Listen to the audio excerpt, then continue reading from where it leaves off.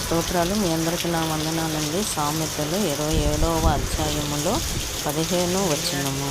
ముసురు దినమున ఎడతెగక కారు నీళ్లును గయాలి అయిన భార్యయు సమానమంట.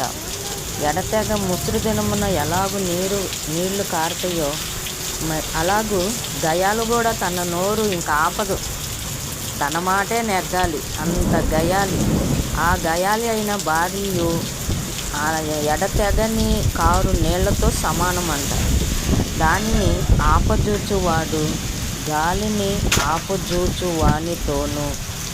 ఎవడైతే ఆ గయాలి నోరును చూడాలని చూస్తాడో వాడు గాలిని ఆపచ్చంట.